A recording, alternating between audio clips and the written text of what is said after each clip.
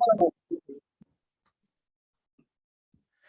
everybody, and welcome to the behind-the-scenes recording of It Came From the Radio, our live show, courtesy of the East Meadow Public Library. I am here with our co-host, Jenny Feldy, L-Man. Hello. We do demonstrate twice, number 5.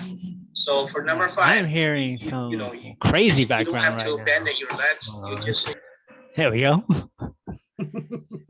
This is live on tape, folks. And I have our very special guest we're going to be talking to with and about, Mr. JD Calderon. What's up? Hello, everybody. So this is being recorded on our YouTube page and will air at a future date and time. So without further ado, let us start. The following is brought to you in part by MFC Studios.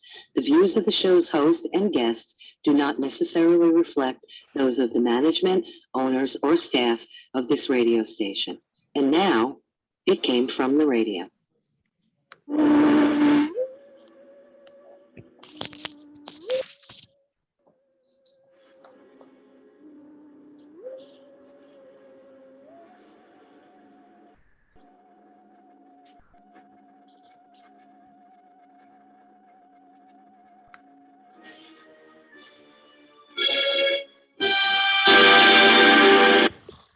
Yapatoy, and welcome once again to It Came From the Radio, the official of the Big Apple Con. This is your host, Mark Torres, speaking. With me for our 53, 54?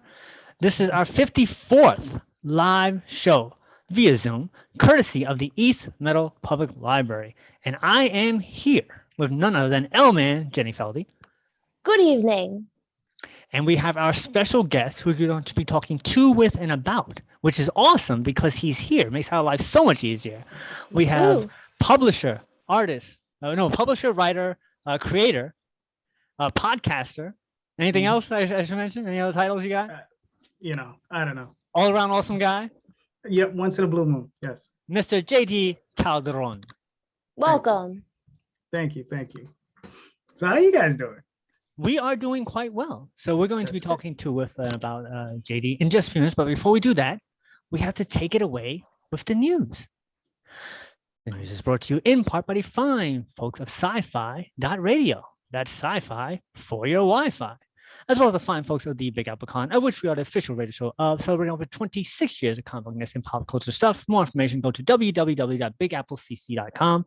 The next convention, actually, by the time this airs, the convention will have been over. So it was a great convention. Did you go, Jen? It was great, right? Yeah, it was great. It was super great. Super awesome. Best convention ever, right? I'm going to make sure to not mention anyone's names in the wrap-up so we get yelled at. Okay.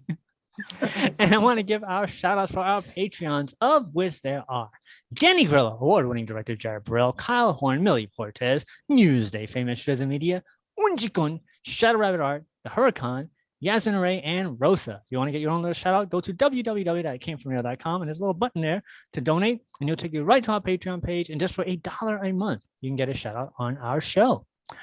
All right, so as always, we start off with the sad news.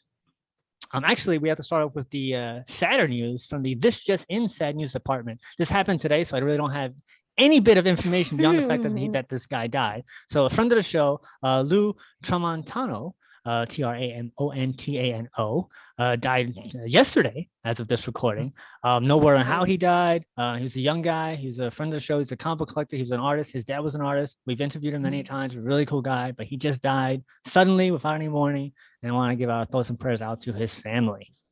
So now we have to move on to our regularly scheduled sad news. All right. Actor John Brown died recently, shortly after he collapsed while leaving a doctor's appointment for his pacemaker. While appearing in a handful of movies and TV shows, John was most famous for his role as building superintendent Nathan Bookman in 58 episodes of the sitcom Good Times, which aired on CBS from 1974 to 1979.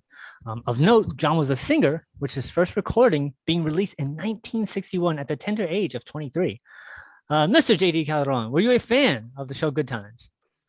I remember watching it. As far as being, I was a kid. So, whatever was on was on. So it's not like we have 14 TV sets. So the parents were watching, I was watching. So there it is. All right, fair enough. But he played the superintendent, and he was always the butt of the jokes, and he was a really good actor, and it was really fun to see him as a kid as well.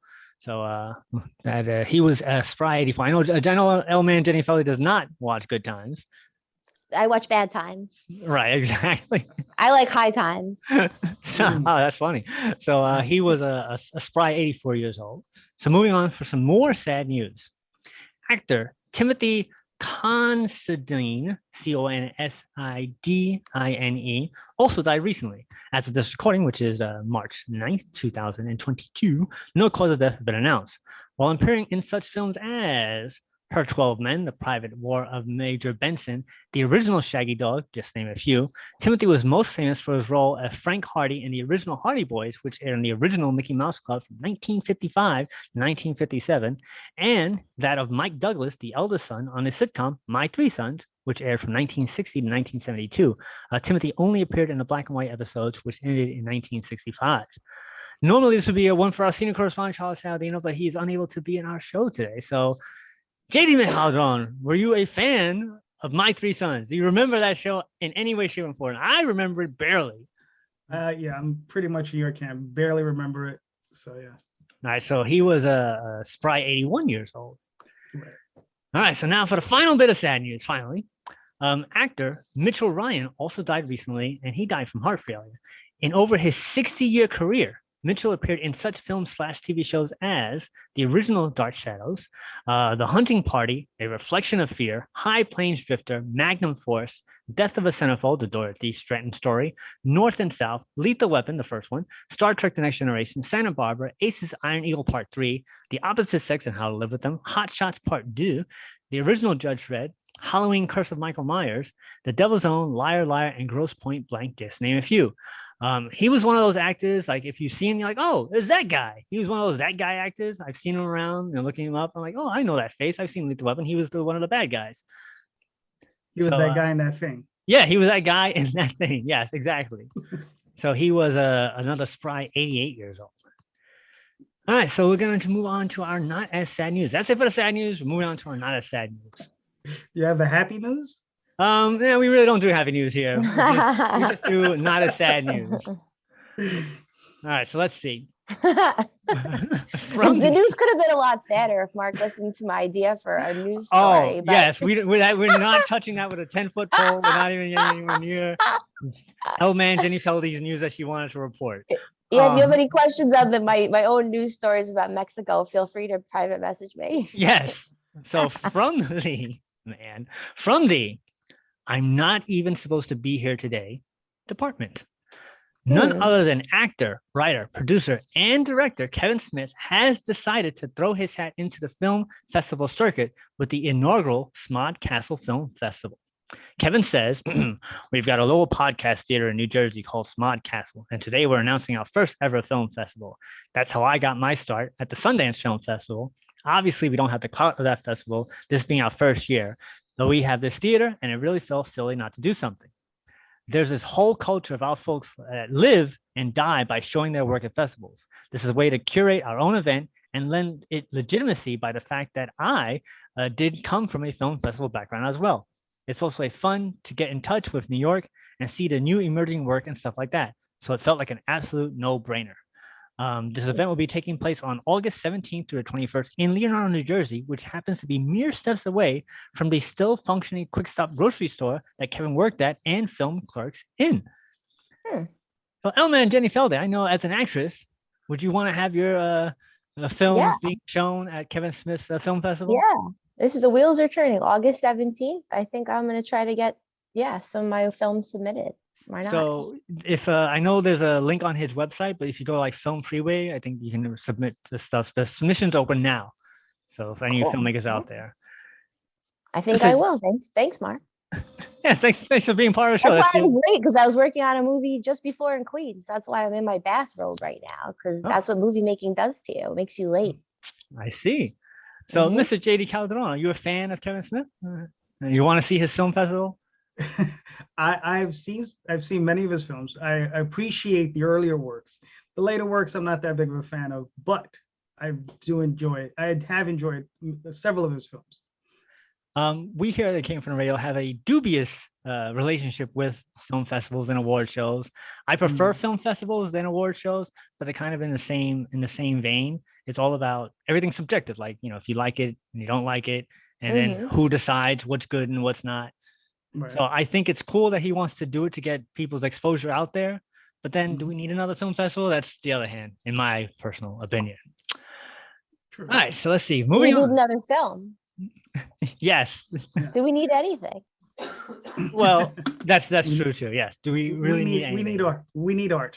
That's what we need. Oh, there you go. Let's look at that. So moving on from the Pay the Man follow-up department. Voice actor John DiMaggio, who, as reported on a previous show of ours, originally was not going to join the rest of the original cast in a new Hulu Futurama series. Turns out that a deal has been made and John is back with the cast after all.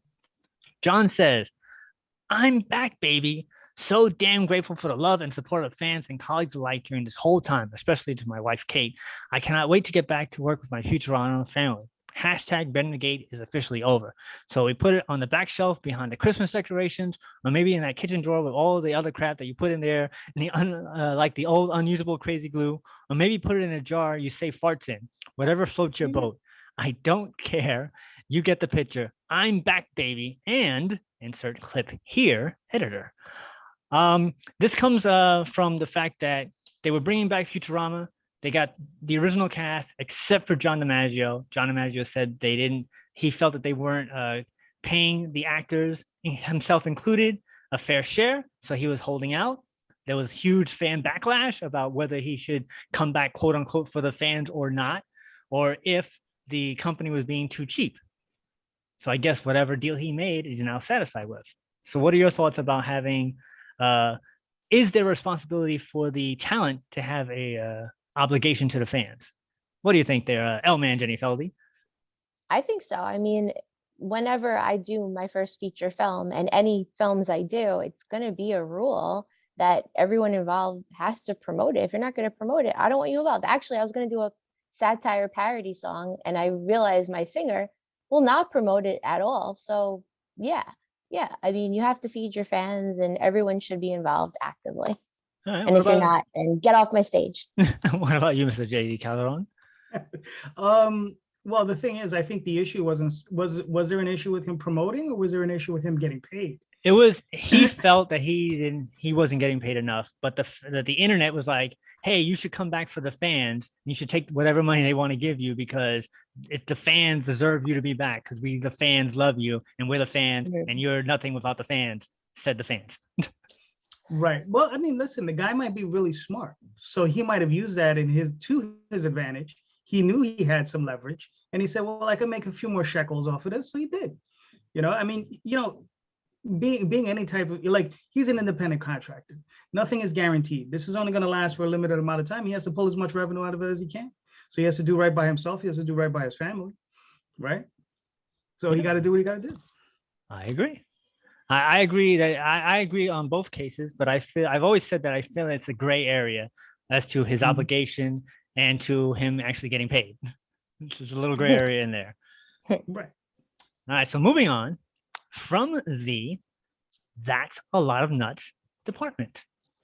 The new Batman film takes in the #1 spot in the domestic box office, pulling in a whopping $134 million in its first week of release, beating out the dog film called Dog, starring Channing Tatum, which pulled in an additional $6 million in its second week of release. For those of you keeping track, the third Spider-Man film is still the highest grossing film of this year, 2022, and 2021, with $214 million, followed by the aforementioned Batman at #2, and Uncharted, which also stars Tom Holland, who is Spider-Man, at #3 with $101 million. Did you get to see Batman, J.D. Calderon? Not yet. I'll probably be seeing it this weekend.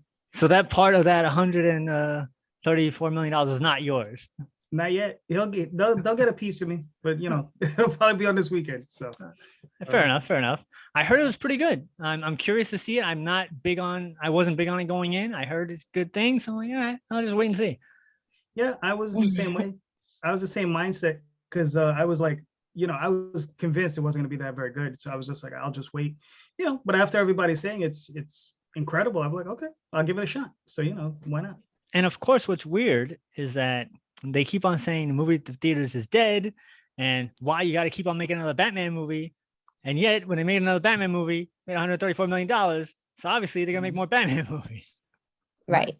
Exactly. I just think it's cool that Channing Tatum is playing like this super hot guy in Magic Mike, and then they're like, "Hey, we got another role for you. You're gonna play a dog."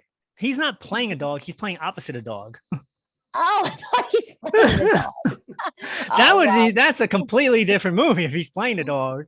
He'd be Well, like in no, dog basic outfit. dog. That I mean, was- I'm more interested in dogs than men who are strippers. So there's that. Yeah, that was Jupiter's Ascending. That's where he played the dog. That's right. Yes, I remember that. I actually saw that in the theaters. And that also goes to the fact that everybody's like, we want more original stuff out there. And that movie made no money at all. So that's the problem with the fans. Yeah, that movie wasn't very good. It was a beautiful looking movie though. If you look at it just for the cinematography and the shots, and you look at it for the artistry, set design, that sort of thing, it's a beautiful movie. But it wasn't that great of a film itself. But if you want to see if you just like that aspect of it, I think you actually pull something out of it. I think it was a gorgeous looking movie. So for cinematographer students out there, they should go watch that movie to learn the craft. Mm-hmm. Yeah, anyone doing set design, creature design, sci-fi, action, space design stuff. I mean, I think it was a really good looking movie. Yeah. I was just distracted by Hot Mila Kunis myself, but oh, listen, look, she's beautiful, he's great. Look, I mean, what do you want? That's like par for the course. If they're not good looking, then you got to worry. As a segue, because her name popped in my head, I'm reminded of Book of Eli with Denzel Washington. Mm-hmm. And she and Hot Mila Kunis. Denzel Washington really reminds me of Mila Kunis. No. I get it. I totally get it. No, I'm saying that Hot Mila Kunis was in Book of Eli with Denzel Washington. And that movie had Gary Oldman, had Jennifer Beals, and that movie had so much talent and acting. She felt so out of place. Like, I know she was trying really hard, but everybody was just acting circles around her. And it's just one of those things, like they say, with editing or even with comics with lettering, it's something that if it's bad, you immediately tell, but you can't tell if it's good because it seamlessly flows. So I was like, man, she's really out of her league in this movie. And I felt bad for her because it was Mila Kunis, because it was such a great acted movie. And it felt like everybody was giving like a 10 performance, and she was trying really hard to give a 7. It was just one of those things. It was a great movie. I love it. And it had a great surprise ending. Yeah. But it was just like, oof. They should have tried another cast. Nothing against her, but I felt bad. So that was my segue. So moving on. It happens. From moving on to the next one. From the editor insert other song here department. None other than Ernie Hudson has been tapped as one of the leads in NBC's hour-long pilot Quantum Leap, which is a reboot / continuation of the 1990 sci-fi drama of the same name. Executives say, it has been 30 years since Dr. Sam Beckett stepped into the Quantum Leap accelerator and vanished. Now a new team has been assembled to restart the project in hopes of understanding the mysteries behind the machine and the man who created it. Ernie will play Herbert, quote-unquote, Magic Williams, which is described as a Vietnam veteran and head of the time travel project at Quantum Leap, using a bit of pot licking and his military know-how to keep the Pentagon at bay. Magic buys a team some time to rescue Dr. Ben Seong, Seong, a world-renowned physicist working on a time travel project known as Quantum Leap, who gets stuck in the late 1980s with amnesia after using this technology, but expects answers once he's back. So basically, if you were fans of the original show, Ernie will be playing the role of Al in this new version, but the original show still exists. Well, it sounds like they have a lot to do. It sounds like they better drink their green juice because they're on a big mission. So, Elman and Jenny Foley, I probably know the answer to this, but were you a fan of the original Quantum Leap? Are you aware of it? No. Okay. No, it's a quantum leap to think that I would even know what that is. I have to give you the opportunity. I'm the 500-year-old lady on the song. I just wish them luck in all their endeavors, and I hope they eat healthy food. And if they eat bagels, they might fall asleep and not finish the mission. See, that's product placement right there by the bagel company to put that in there. So, Mr. like- Mr. J.D. Calderon, were you a fan of the original Quantum Leap? I never watched it. Wow. I never watched it. Although I like, I always forget his name. What's the name of the lead actor? Why do I keep on saying Sam Beckett? But that's his actor's name. No, it's not Sam Beckett. The guy from NCIS New Orleans. Why can't I think of his name? I'm blanking on his name right now. I'm sorry. He was the Scott captain- Bakula. Scott Bakula. Yeah, he was the captain Yes. of Enterprise. Yeah. Right. I enjoyed. What's funny is everybody told me the first 3 seasons of that show is terrible, but the last season is really good. And I watched the last season. It was Enterprise. last season. Yeah. Oh yeah. last season yes, it was was. And I really enjoyed it. Damn, what was the Men behaving badly. No, it was the Clive Barker movie that he was in where he plays Dia Moore. Oh, I do not know He's that a one. detective. Yeah, that he was really good in that. I enjoyed that movie. He's a really good actor. I really enjoyed Yes. the series at the time, and the Mhm. show. It has it had a unique ending where they made it so that way it could be ambiguous, and they weren't sure if the show was going to get picked up, so it could serve as a season finale or a series finale. And then Mhm. they made it a series finale, and they left it open ended. And they said that he would never, that the show was never resolved because the whole part of the show was him leaping from one life to one life, and then hoping to make his way back home. And then they said he never made it back home. Screw you guys for watching the show. And then the show got canceled. Right. So hopefully they will resolve that. But sadly, Dean Stockwell, who was the co-star, is no longer with us, so he will not be around to reprise his role. All right. So finally, right. last bit of news. Library? Actually, yes, I forgot you have the news ahead of. I have the news. Yeah. I'm I actually reading forgot. I along was like, with how did she know? I forgot that you get the news ahead of time as well as a co-host. Mm. Finally, from the this is all right. So finally, from the this is how not to support your local library department. In September of last year, Florida State University's library had announced that between March 17th of 2020 and February 10th of 2021, a total of 4,996 comic books went missing from the Special Collections and Archive Division of their library. That's They crazy. published a list of books with an estimated value between $250,000 and $500,000 in hope that collectors or comic book shops might notify them if any of the books turned up. Turns out that plan worked, and head of security Todd Anthony Peake has been arrested and accused of stealing these books. According to the court documents, Todd had only one of 4 keys that allowed entry into the area where the comic books were located, which is the sub-basement of the library, and it is not open to the public. When the library was shut down during the pandemic, Todd was deemed as a, quote, essential worker, and he continued to work within the library. Officers were told that not only did Todd enter a local comic book store with, quote, 2 long boxes full of absolutely gorgeous, high-grade, silver-aged comic books dated 1970 to 1984, saying that a family member had died and that he wasn't interested in these specific comics anymore, unquote, but also started making posts on social media groups stating that he was looking to downsize his collection and was seen on Facebook Live selling comics that were listed as stolen from the collection on the university. A search warrant was issued to Google, and they searched Todd's online search history, which revealed that Todd conducted 448 searches in regards to the stolen comic books and their value.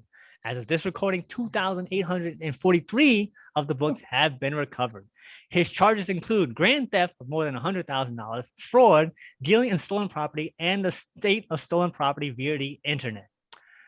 So, what do you think of that there, Mr. Comic guy, J.D. Calderon? Well, it just goes to show you that you don't have to be that bright to work at a university.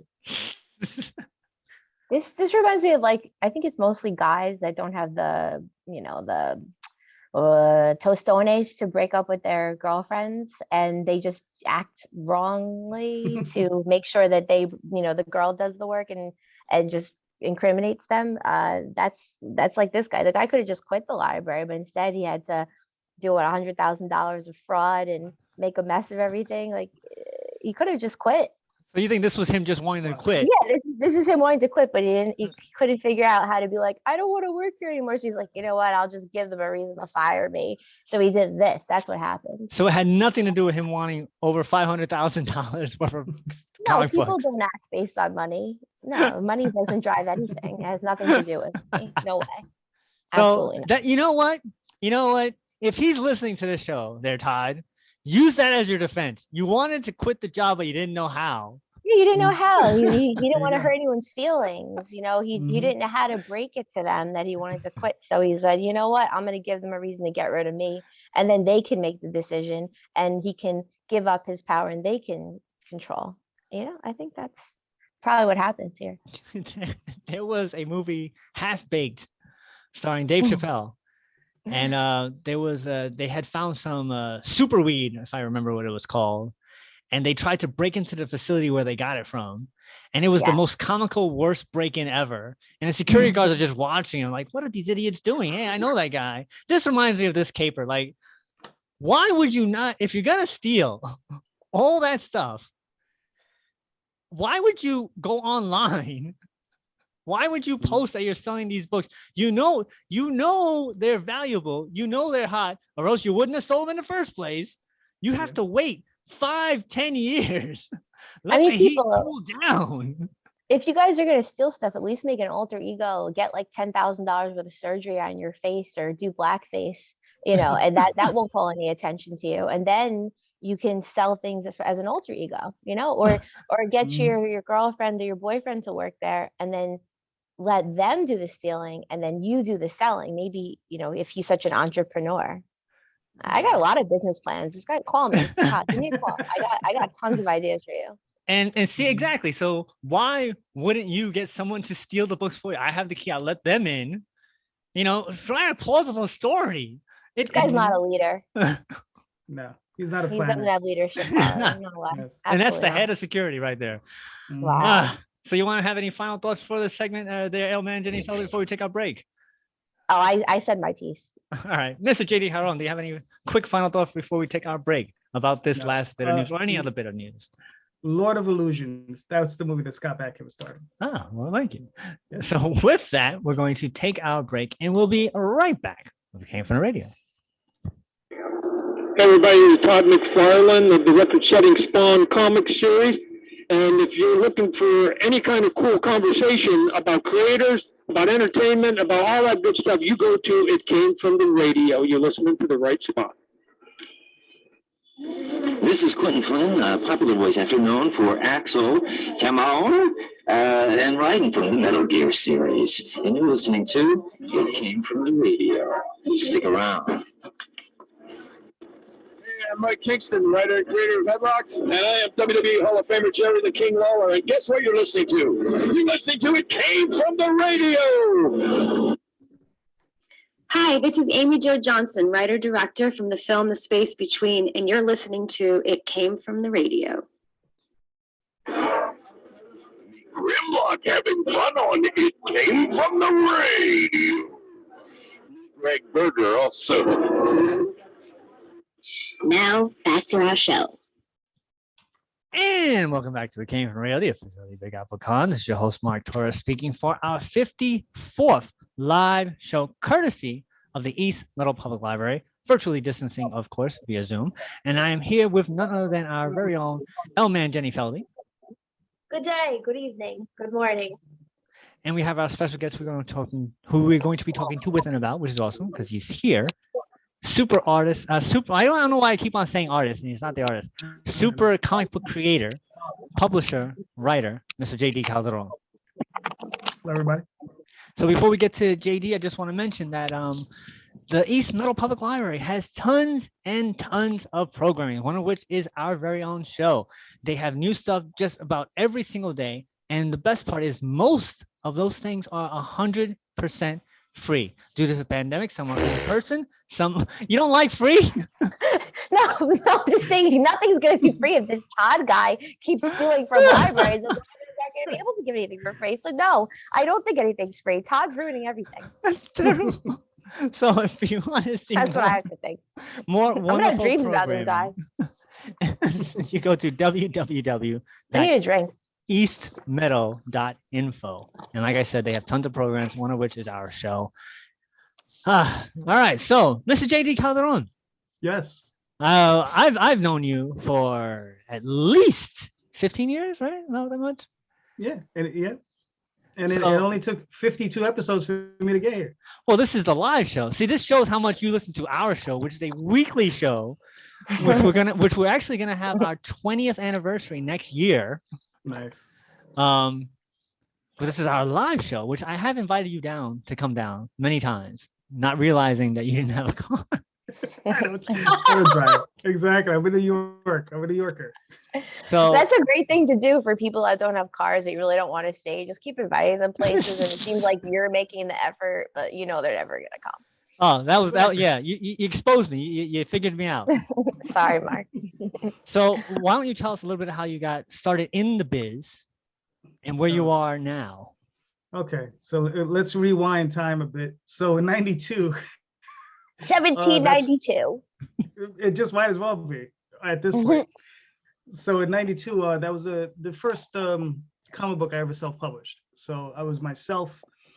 We were young. We were about 18, 19 years old. There was a group of us. There was probably about 9.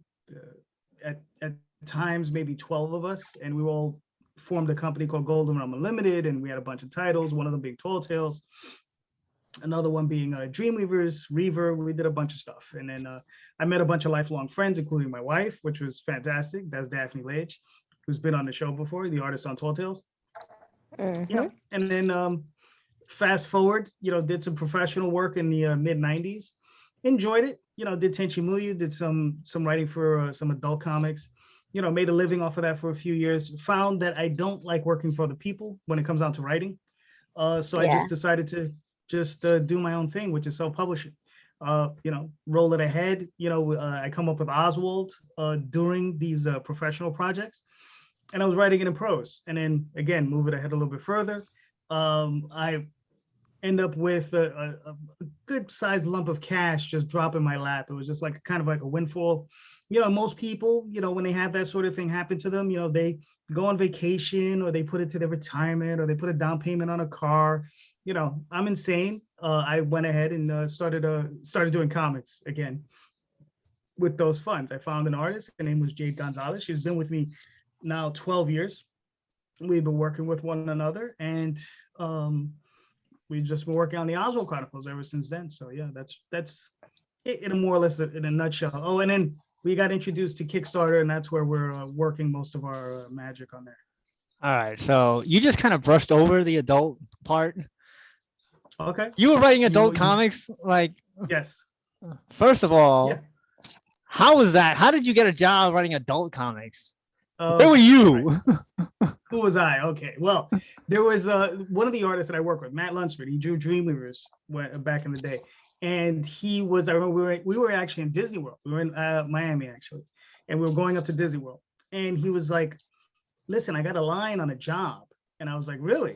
He was like, yeah. He says, these guys, they want to hire me, blah, blah, blah. It's this company, Central Park Media. They want me to do this job. And, he says, but you know what, man, it's porn. And I was like, really? I looked down, I absolutely, what? I said, I absolutely looked down my nose, and I down my nose at him, and I said, Jesus, how dare you even bring this to my presence? Step away, you foul human. 6 months later, he comes to me, he says, listen, man, he says, they're looking for a writer. And I was like, really? Throw my name in the hat. So I went over there, and we, I just had, it was like an interview. They just read the work we had done prior. They said we had a good chemistry. So they hired me, and it was crazy because the first 2 issues were based on some anime that they had released. And they said issues 3 through 12, they wanted me to create a whole new story. So that's what I did. And then eventually that led into the editor who started with us, who hired us. She left the company. We ended up she ended up teaming up with Pioneer Animation, and it was called P Anime. And we ended up doing Tenchi Muyo for 6 issues.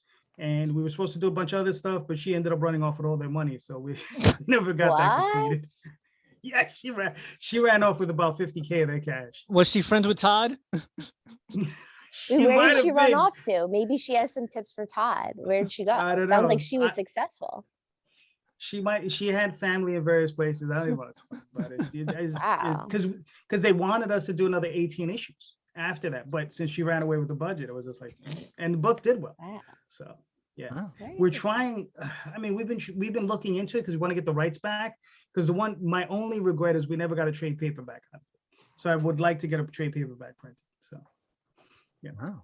All right. So we went from that to a talking mouse living in the city in a magic world, sort of. Sort of. Well, he lives on Park Avenue, right on 54th Street, and that's where he lives. And he's there. He lives with a couple of guardians. One of them happens to be a fairy. The other one happens to be a troll. They represent both night and dark. The Seelie and the Unseelie courts, which is light and darkness. And he lives in between both of these worlds, as well as the world of mankind. So he's a junction point between reality and the magic. So that's where he sits in this particular world. So I relate to that. yeah, exactly. It's sometimes good to sit in between. Yeah. Yeah, I think every day, kind of like the daytimes are reality, and then the night times I try to make more magical and more whimsical, and then daytime is like, all right, let's see reality clearly through the light of day. So every day is a mix. Yeah, I relate to that. Yeah. Very cool. There you go. Cool. Thank you. And basically it says he's just going through his adventures. He's trying to find out why is it that he is the only mouse that can speak, or read, because he is the only one. All the other mice are just mice. So he's trying to figure out, he says, what's so special about me? What happened to me? Why am I this? So he's as the story progresses, we discover more why he is what he is. And we discover that he has a destiny and there's something for him to do and there's something for him to accomplish. Eventually he goes into dream, right? He because even though I'm writing about a magical mouse who lives in the middle of Manhattan, who's surrounded by fairies, trolls, ogres, and everything else, it just wasn't enough. It wasn't enough space for me to work. So I had to put him in dream for a certain amount of time. So then that way he can just have even crazier adventures, which is where I went with it. So when you say that he has a purpose, did you know what that purpose was before you started writing page one of the story, or did that come along afterwards? Hell no. No way. Go ahead. I'm sorry, Jim. She just I laugh sometimes. Oh, gotcha. No, what it is that when I started the story, the story wasn't supposed to be about Oswald. He was supposed to be, I don't know if you know the Crypt Keeper, right? Mm-hmm. So the Crypt Keeper is the person who tells the story, who tells the tale of another person. That's what Oswald was supposed to be. He was supposed to be the one. He's a scribe, and even still in the story, he tells stories, right? So he gets the information, he tells the story, whatever. But eventually, it became that he became the center of the story. So the story started revolving more and more around him. So yeah, and then of course I didn't start in the beginning. I started in the middle. So now I'm working my way towards.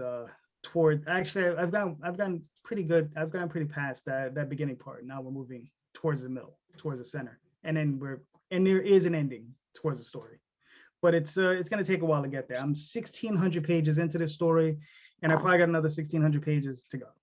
So. Oh my God.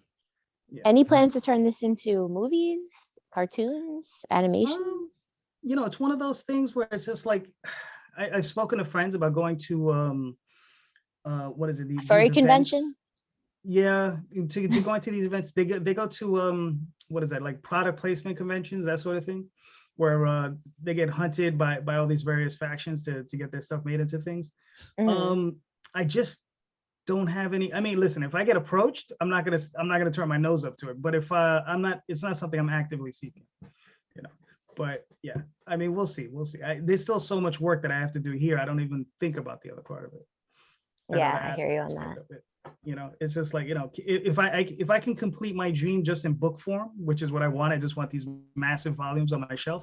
If I get that done, I'll be happy. If I can push it further, that's fantastic. But that's not for me to decide. Is it for God to decide? Well, which actually is my question. Yeah, is it for God? And also, do you think that people are born with destinies like the mouse? Do we have a destiny? Two questions. Yeah, it's funny. No, Hmm. I think we create our own destinies, I right? knew you were gonna say that. Right. I think we create our own destinies. I think in working in fiction, right, we can lay out these things the way we want them.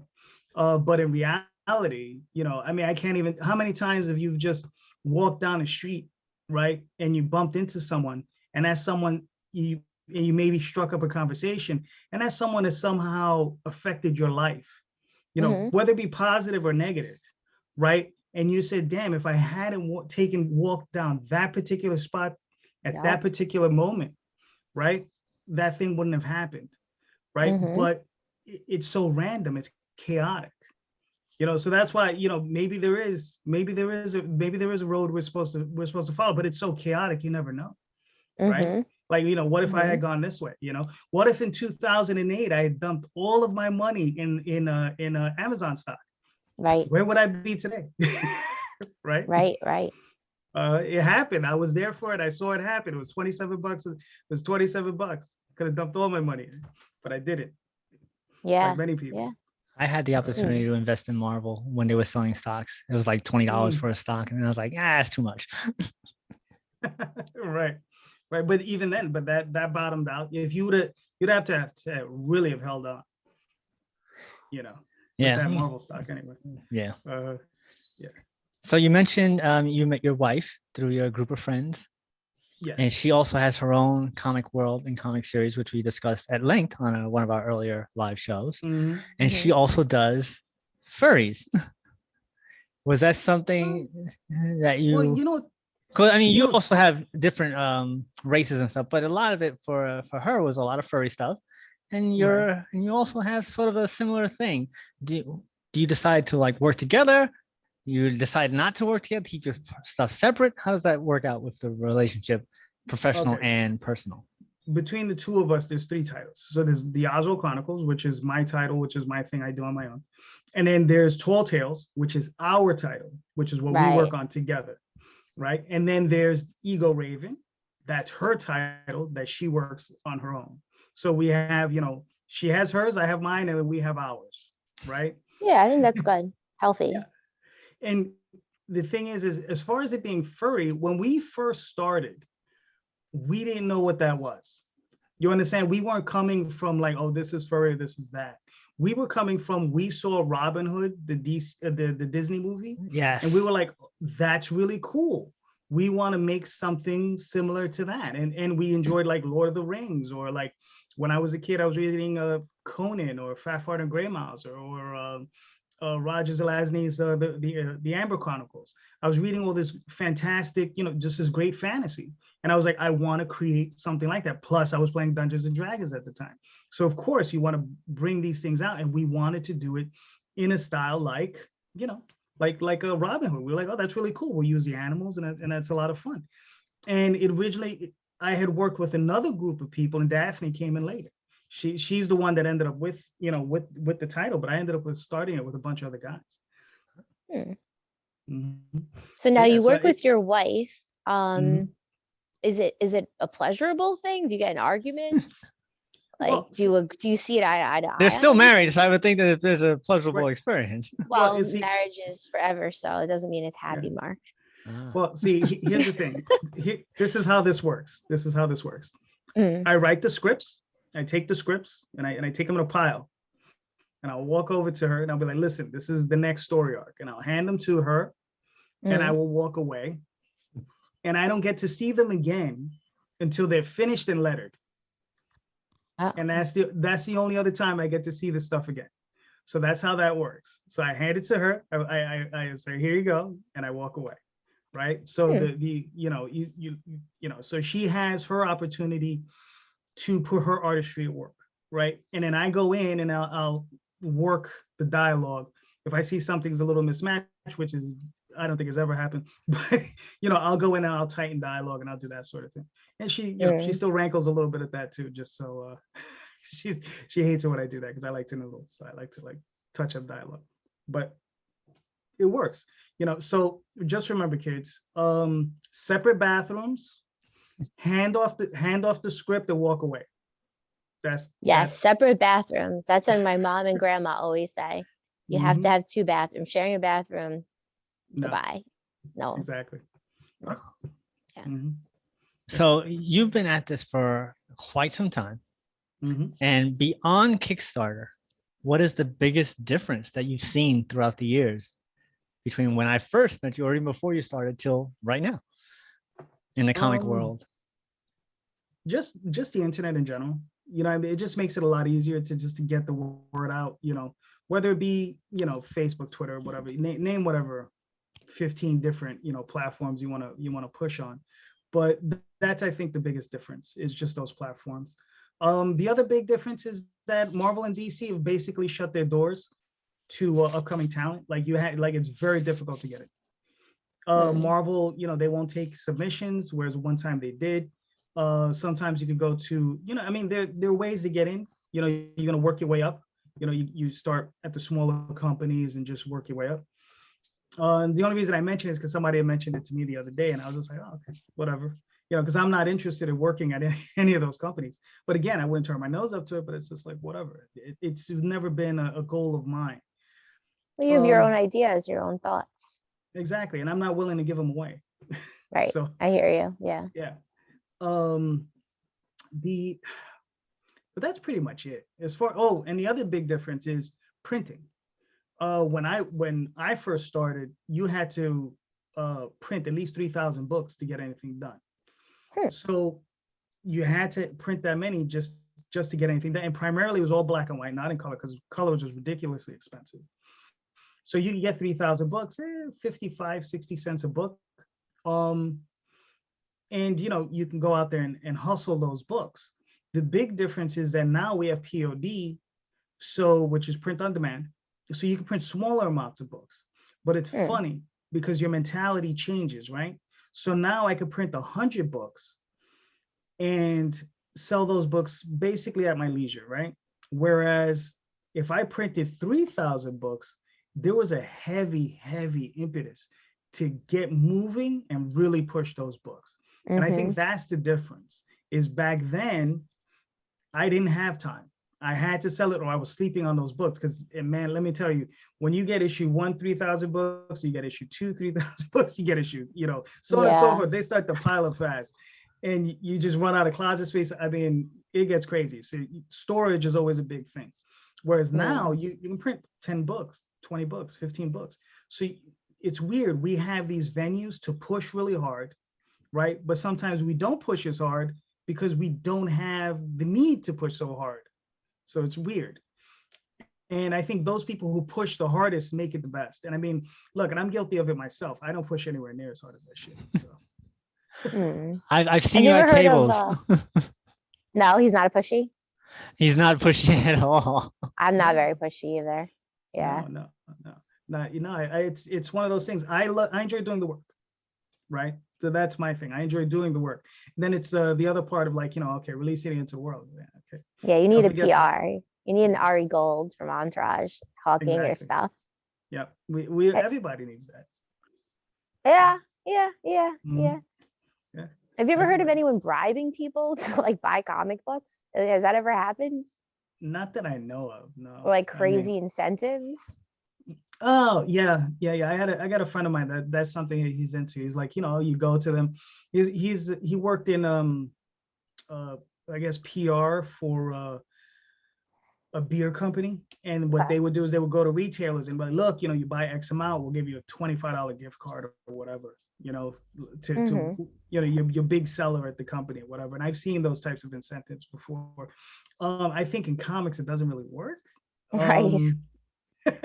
You know, it's different. You selling, you know, 50 cases of Anheuser-Busch, whatever, and selling 50 comics. It doesn't equate to the same thing. You know, maybe beer for comics. Right. Yeah. You know, that would work.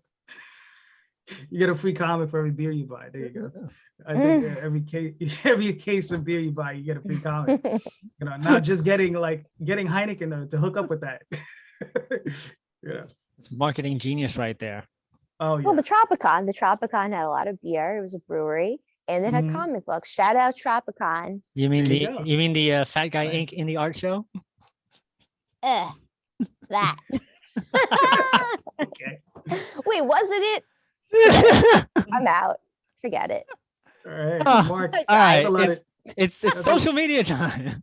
that's a lot of shade, Mark. That was nicely done there, Jen. Nicely done. That was genuine. That was a genuine mistake. I I know. was I actually know. trying to be nice and I messed up. I know. See, I don't Social care media about people's time. names. Goodbye. Social media time. Where can people find out more about your book? Where can people talk to you? Where can people are you also outsourcing? Like, do you also hire other people for work, or is it just you and you have your people set up and that's it? I'm always looking for new artists. So currently, Jake Gonzalez, she's the main series artist I'm working with. Aurelio Tillis, he's also done some work for me. I'm working with Emmanuel Francisco. I'm also working with him. He's doing covers for me. So I mean, it just all depends. It's always nice running into people who can help you out, as far as that's concerned. But yeah, but if you're an artist, you can reach out, send me your portfolio. I'll always take a look. So Where can they reach out? Social media time. Oh, where? sir, where can we? Okay, thank you. You can find me Facebook, Twitter, DeviantArt, all under JD Calderon. Instagram, JD Calderon, and YouTube under JD Calderon, and also Indie Comics Explained. That's my show that I hold on Sunday, where Mr. Mark sometimes shows up and is my co-host. That's right. So why don't you just quickly mention a little bit about what is Indie Comics Explained? What needs to be explained for Indie Comics? Plenty and everything, because no one really truly understands the pain that we go through as indie comic publishers. So that's what we're there for. Well, basically, it's just to show our love for our independent comic books, because the medium and the industry is so dominated by Marvel and DC, basically. Sometimes Image and Dark Horse or whatever, but primarily the big two. They probably dominate the industry, and most of these shows talk about them. Like, do they really need the press? No, they don't. So here I am, I'm trying to promote, I do my best to promote independent comic books, independent creators, and if we've sometimes veer into talking about Marvel and DC, but we try to keep that to a minimum, and we just try to keep it to the core content of a creation and the business of independent comics. So as a publisher yourself, isn't promoting other people's works counterproductive to your sales? No. Rising tide, Raise all ships. All right. Yes, that's how I feel about it. I mean, look, if you're gonna tell me, I'm a writer, right? So the way I look at it is like this: Alan Moore is not my competition. You understand? But it is my job to try to become the best writer I can be, right? That's my job. But I'm not here to compete with Alan Moore. I'm not here to compete with Neil Gaiman. If you try to do those things, you just might as well run out in the street and just get hit by a bus, because it's probably not going to happen for you. You understand? They are just, those guys are the cream of the crop, but you want to try to get up there with them. So your job is to you do your best to get up there, but you're not in direct competition with those guys. Trust me. Who's the author on Kickstarter raising $20 million, right? The Berserker guy, Keanu Reeves? No. There's an author on there who's raised like $20 million, bro. Wow. Like he's raising some massive amounts of capital on there. And I mean, how do you compete with that? You don't. You just do what you do. You understand? And you move forward, and you just push as hard as you can until you just try to make as much money as you can. But if you're gonna sit there and say, yeah, I'm gonna make just as much money as that guy and blah blah blah, you're probably not, and you'll probably just be really sad at the end of it. So just don't do it to yourself. I'm not saying don't try. Definitely try. You have to have aspiration. You have to aspire to something. So aspire to it, but don't put yourself in a corner where you're going to be like, it's impossible. There are certain things that are just, what I've always felt, what one man has done, another man can do. Your road is going to be different, and you may not make it. But if you shoot for the moon, if you shoot for the stars, you may hit the moon. So, Well said. So there you go. Jen, you got a question for JD? Just well said. Thank you. It's very important to meet realism with suspended beliefs and some delusional thinking. There needs to be a synchronicity, a synergy between the two. Yeah. Right. Mm-hmm. So what do you find is your biggest takeaway as an independent publisher that you want to share with the world? The biggest thing I would say is this: study a craft and study it well before you release anything. Because I guarantee you this: your first comic is not going to be good.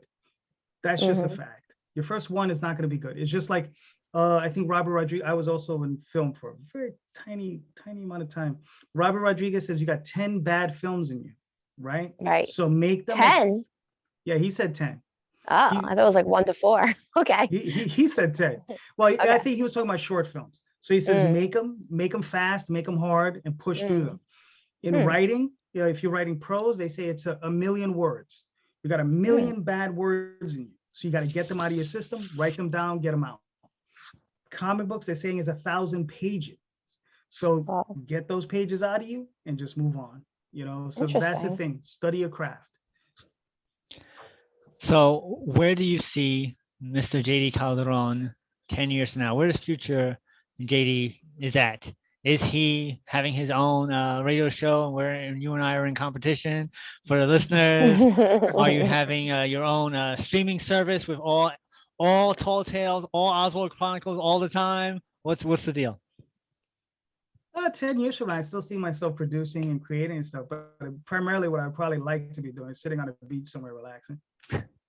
I hear you. The story. Yes. You can do both. Can you do both? She asked. Yeah, right. You can write on the beach. Yeah, you can write on the beach. Right on the beach. There you go. Right anywhere. I could probably stream from the beach too. So Mark, yes, I'll be in competition with you. Don't worry about it. With the ending in mind for the Oswald Chronicles, and do you feel that it's going to be worth the trip for the fans, not for yourself, or does that matter? I think it'll be worth the trip. I've actually written the final story. That's done. I'm working on I have I'm almost done with one of the story. I have 2 stories left to write. And I think once that's done, it's pretty much complete. And then I have another project involved that I'm working. It's called the 100 Artists Project, but I'm writing these short stories for 100 different artists. So that one I'm just in the middle of, but it's these short little vignettes that have nothing to do with the main story. But yeah, no, I definitely think the fans will enjoy where I'm taking it. So, Has anyone guessed the ending yet? Listen, all endings end the same. Everybody dies. Really? No. All endings. That's well, maybe. It's the ultimate ending. Yes. All right, so we're almost out of time. Did you not read Service? He died at the end. Yes, I forgot who it was, but you're correct. That's how all stories end. But sometimes the story ends before the real ending. So you don't want to see the guys get old and just die. You want to see them go out in the blaze of glory and make that final mission and what have you, and then they live happily ever after until they die. So that's the point. That yes, you are correct with that. So we're almost out of time. So do you have a Kickstarter project you want to mention now? I always forget. Yes, go. We have we have a sign up page for the next project. It's going to launch on the 21st of next month. It's the Oswald Chronicles. It Broke Free and Couldn't Read. So that'll be the first 2 issues of that, and then and that's pretty much it. So all right. So Elman and Jenny Felby, do you have any final thoughts? Very inspired. I'm very big on creating your own thing and not working for the man. So thank you for this dose of inspiration on this day I'm falling asleep. I'm sorry for being tongue-tied and not being able to speak today, but it was great to listen. So thanks for listening. And we all can't be on. You can't go hard every day. It's hard to go hard every day.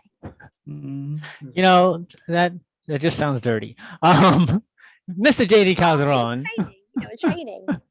I'm a trainer. I can't do it every day. Okay, thank you. Do you have any final thoughts for us? Listen, work hard, be good, and read indie comics, especially mine. Thank you so much. So my final thought is this. Thank you, JD, for being a guest on the show. We've actually done an interview beforehand, which you've been, but finally coming down to our virtual studio. Thanks, pandemic. I've known you for quite a long time. I've read a couple of the books. They're really good. You're a really good person. And I've always mentioned that a lot of times especially with independent creators, that sometimes you're selling yourself in addition to your work, Mhm. and both things are really, really cool and good. So that's my recommendation. He's a really cool guy, and the work also is as good as the guy as you are. Thank Amen. you. Thank you. So I appreciate that it. about does it for this week on It Came From the Radio. Join us right here and every week on this radio station. If you miss any part of this show, Tough. there you go. Go to our website, www.itcamefromradio.com. Listen to our archives up any week or so. This will be airing on our YouTube page. Our next live show, courtesy of the East Meadow Public Library, that's www.eastmeadow.info, will be on our 55th live show on April the 13th. And we have comic creator George Medina. So make sure you guys go and join us virtually for that as well. So with that, we will see you next time. Nice. Thank you. You've been listening to It Came From the Radio with Mark Torres. The views of the show's hosts and guests did not necessarily reflect that of the management, owners, or staff of the station. We now return you to your earthly scheduled broadcast.